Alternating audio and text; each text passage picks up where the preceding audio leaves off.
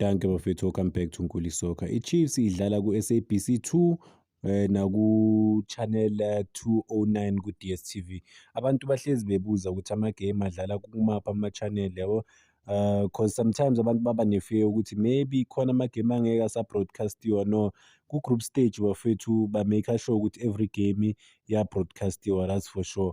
Kuma-prelim rounds la kungaba khona ney'nkinga, but kuma-group stages ba-make sure ukuthi ama-game aya-broadcast-iwa.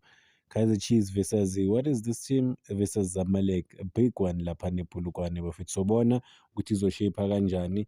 Ngizobuya ngizoninika i-first starting lineup sibone ukuthi kudlala obani and then bazophusha i-team kanjani. Siyazi ukuthi nama khona ne-Betway Premiership amanye ama-matches adlalayo draw ne-Kaizer Chiefs, but siyazi ukuthi millions and millions of people will be watching SABC 2 or i-209 because siyazi ukuthi i-Kaizer Chiefs is the most supported team in South Africa.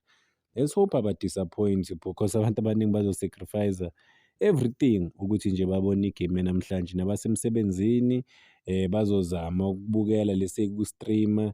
Everything izostopha nje for 90 minutes. Kancane for 90 minutes things will stop. Abantu babukele i-favorite team yabo. Are they gonna make the nation proud? The Khosi Nation proud? Abantu aba-travel from different parts of the country to ePolokwane. Ama-answers siwathola ngo-5 o'clock mayiphela igame laphana.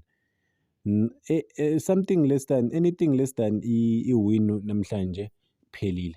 That would be i-real heartbreak yokuthi bangakwazi ukuthola straight win bafethu. Yazi abantu bayalibheja ibhola bafethu. There's nothing wrong ngokubheja ibhola, but with what I saw izolo, I saw umuntu obheja nge-40,000 ngasho ukuthi imagine ubheja nge-40,000 ubheja i-Chiefs ukuthi iyawina. Ngeke kulunge bafethu. Ngeke kulunge, but-ke obviously-ke lo muntu lo ubhejela nje abantu, ubhejela what is this, ama-European leagues. But yeah, it was just heartbreaking for me to see ukuthi abantu babheja ngey'mali ey'ngaka.